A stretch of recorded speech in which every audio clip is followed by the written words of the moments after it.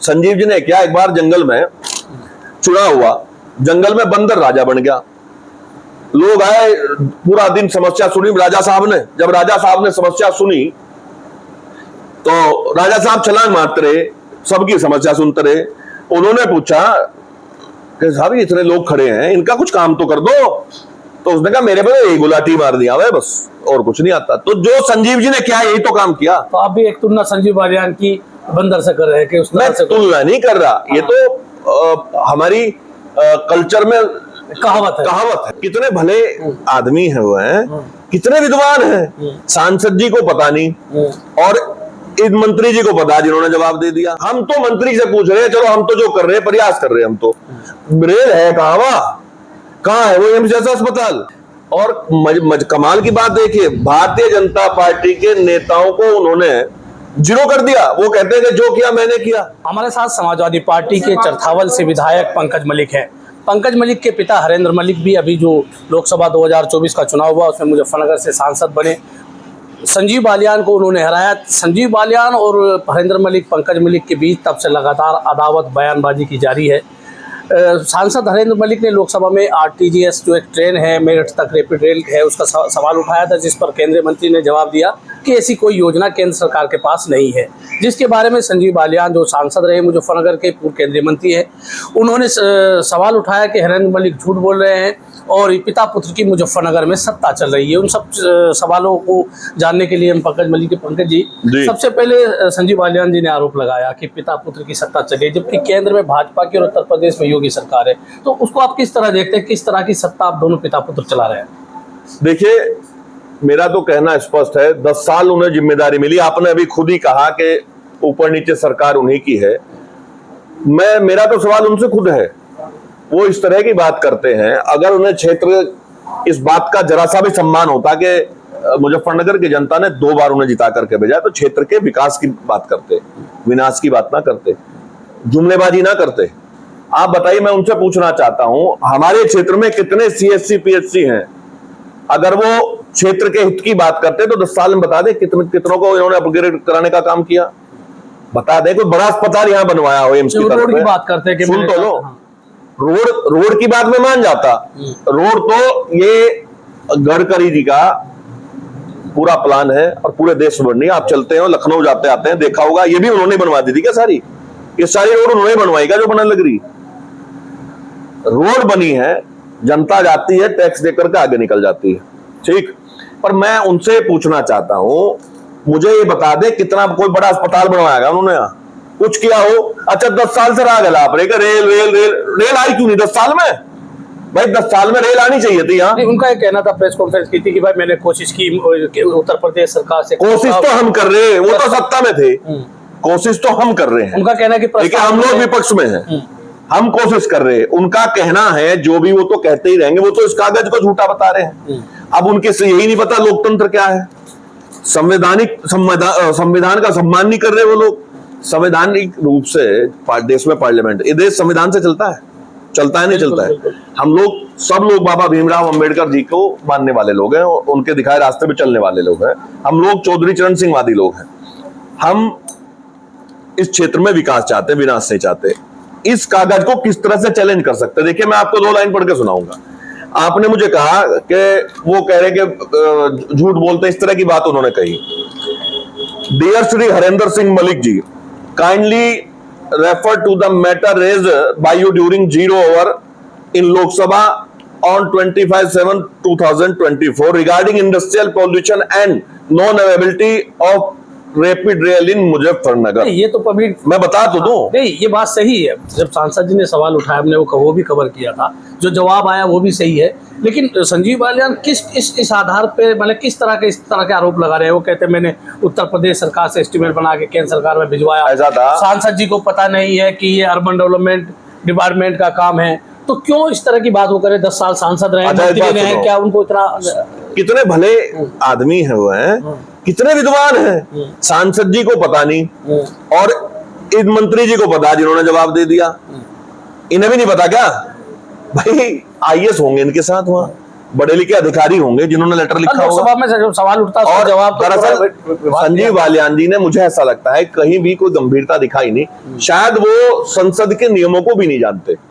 जब सदन में कोई सवाल उठाया जाता है तो उसका जवाब सरकार देती है। ये सरकार का जवाब है, ना कि सिर्फ एक मिनिस्टर का।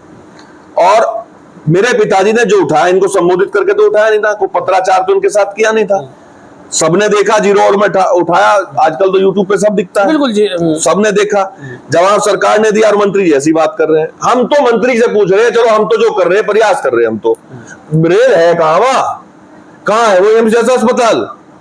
तो वो तो कहते थे कि तीसरी बार मुझे मौका मिलता तो मैं अस्पताल भी बनाता, यहाँ तक आती। तीसरी बार मौका उनको मिलता है जिनको जनता आशीर्वाद देती है।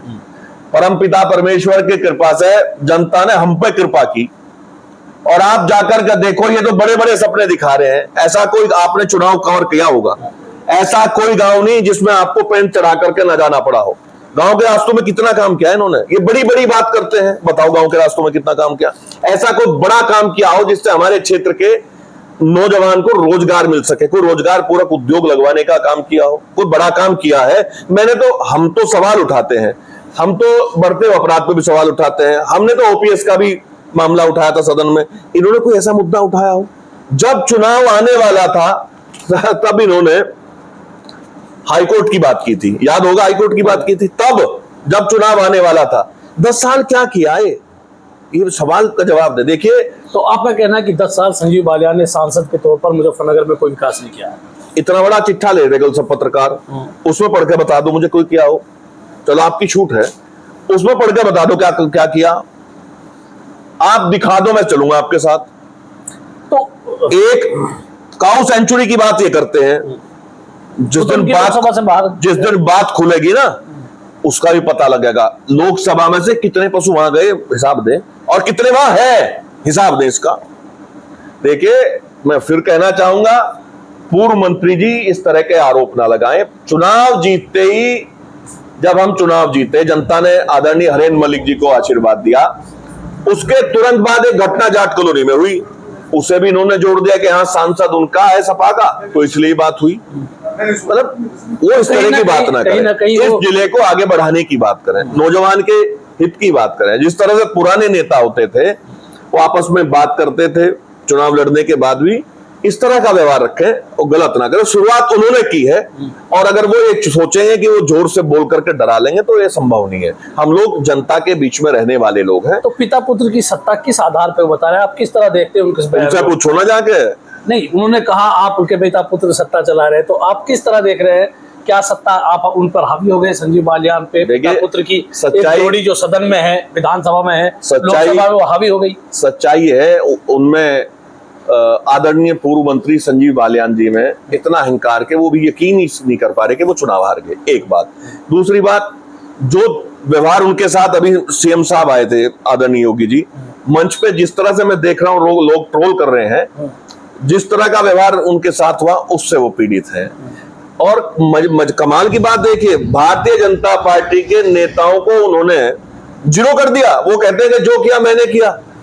यहाँ और भी सांसद रहे हैं, एमएलए रहे हैं, हर पार्टियों के अलग अलग एमएलए रहे हैं। यहाँ मुनव्वर हसन भी सांसद रहे हैं, यहाँ सोनवी सिंह भी सांसद रहे हैं, यहाँ बहुत सारे लोग सांसद रहे हैं आपसे पहले, और ये कहते हैं कि जो किया मैंने किया। खादी राणा जी भी सांसद रहे हैं, विधायक राजपाल बालियान आज विधायक है, कपिल देव अग्रवाल जी मंत्री है, अनिल जी मंत्री है, और चंदन एमएलए हैं, मदन भैया एमएलए हैं, अब सांसद हो गए चंदन जी।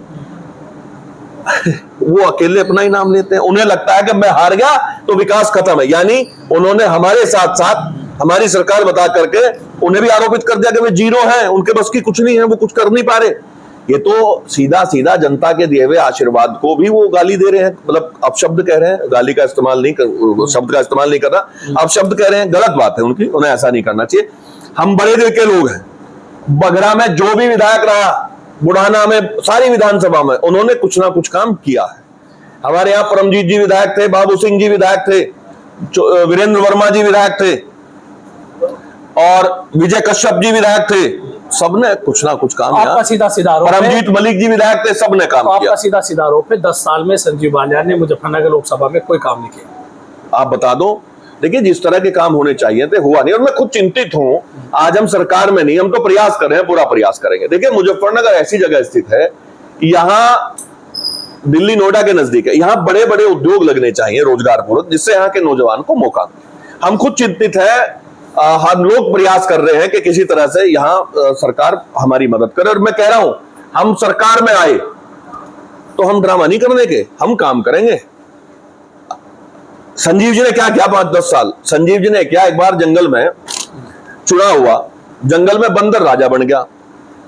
लोग आए, पूरा दिन समस्या सुनी राजा साहब ने। जब राजा साहब ने समस्या सुनी तो राजा साहब छलांग मारते रहे, सबकी समस्या सुनते रहे।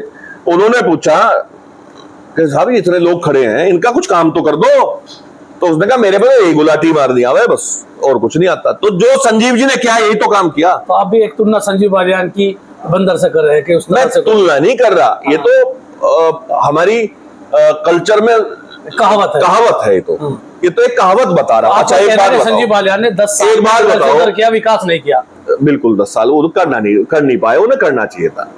वो अपने सीनियर लोगों की सलाह ले लेते, करना चाहिए था। और वो कह रहे, वो कल ये भी कह रहे थे कि मुझे आप क्या कर दें। अरे तुम्हें जनता ने पीछे कर दिया, अब तुम आगे कहां से कर दें। अच्छा, जब जनता ने हमें मौका दिया। अच्छा राशिद जी, आप एक बात बताइए, आप पढ़े लिखे पत्रकार हैं, आप यहां से लखनऊ तक आपकी पहचान है। मैं आपसे पूछना चाहता हूं, जो सत्ता का सांसद या विधायक होता है उसका क्या काम है? हाँ, उसका बहुत सारे विकल्प रहते हैं। हाँ, विकास का। जो विपक्ष का विधायक है या विपक्ष का सांसद है, वो सदन में आवाज उठाएगा, अधिकारियों से, नेताओं से संवाद कायम करके अपने क्षेत्र का काम करेगा। यही तो हम कर रहे हैं। हम क्या गलत कर रहे हैं? अब देखिए वो समझ नहीं पा रहे।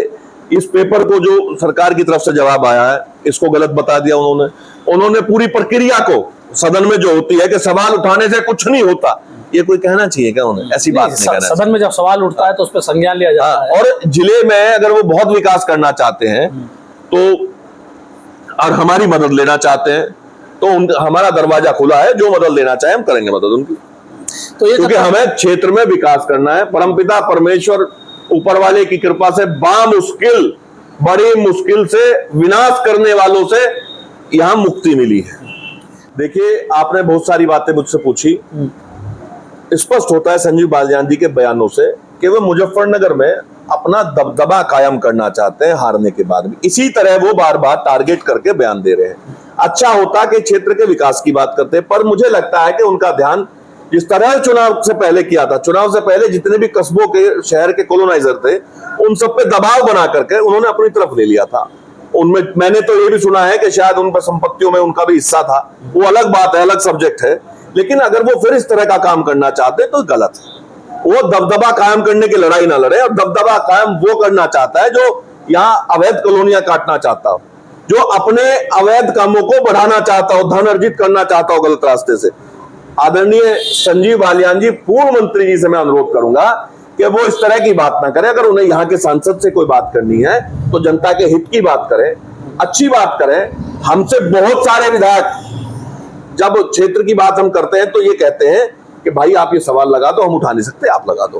होता है विधायकों में, कई बार ऐसा होता है कि सत्ता का आदमी नहीं कर सकता, और कोई चीज सरकार के सामने नहीं भी आ पाती कई बार।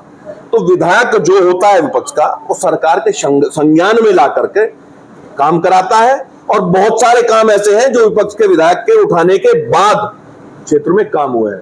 तो संजीव जी से मेरा यही अनुरोध है कि इस तरह के काम ना करें। यहाँ दबदबे की लड़ाई नहीं है, यहाँ विकास करो, विनाश की बात ना करो। तो आपने भी दबदबे की बात कही कि संजीव बालियान का 10 साल से दबदबा था। अब कहीं ना कहीं पहले आप विधायक बने, अब आपके पिता सांसद हुए, तो उनको अपना दबदबा खत्म होने का खतरा क्या हरेंद्र मलिक जी से और पंकज मलिक से है? मैं दबदबा था नहीं कह रहा, पर आज उनकी बातों से ऐसा लगता है वो अपने आप को शायद बड़ा अजीब सा महसूस कर रहे होंगे चुनाव हारने के बाद, क्योंकि उनमें अहंकार बहुत था। तो ऐसा मुझे लगता है कि शायद वो दबदबा कायम करने के लिए इस तरह की बात करें, विकास की बात करें ना। तो दबदबा आप दोनों पिता पुत्र की जोड़ी नहीं होने देगी। किसका? संजीव बालियान। ये तो जनता का मामला है। देखिए हम जनता की कृपा से हैं, हम लोगों में अहंकार नहीं है बिल्कुल भी। हम तो जनता की कृपा से हैं। आप देखो ना, मैं खुद 2 चुनाव हार लिया, 1 चुनाव हार लिया, मेरे पिताजी चुनाव हारे, हम जीते भी हैं हारे भी हैं। हमें तो सच्चाई का पता है, जनता का हाथ सर पे है तो हम हैं, नहीं तो हम नहीं। हम किसी की कृपा से नहीं, हम सिर्फ जनता की कृपा से। अखिलेश जी का संदेश लेकर के जनता के बीच में गए, जनता ने कृपा की, हम चुनाव जीते। तो ये थे पंकज मलिक, जिन्होंने कहा कि संजीव बालियान ने 10 साल सांसद के तौर पर मुजफ्फरनगर में कोई भी विकास नहीं किया। उन्होंने कहावत दी कि वो बंदर की तरह गुलाटी मारते रहे, लेकिन विकास कार्य इस मुजफ्फरनगर लोकसभा में नहीं हुआ। अब चूंकि उनके पिता सांसद है, वो विधायक है और लगातार जनता के बीच हैं और अपने जनता की समस्याओं के लिए काम कर रहे हैं, मुजफ्फरनगर लोकसभा चरथावल विधानसभा के लिए काम कर रहे हैं, इसलिए संजीव बालियान से वो सब चीज़ें मतलब समझी नहीं जा रही है। इसीलिए उसी को लेकर संजीव बालियान उनसे नाराज हैं। मैं हूँ राशिद अली और आप देख रहे हैं खोज न्यूज।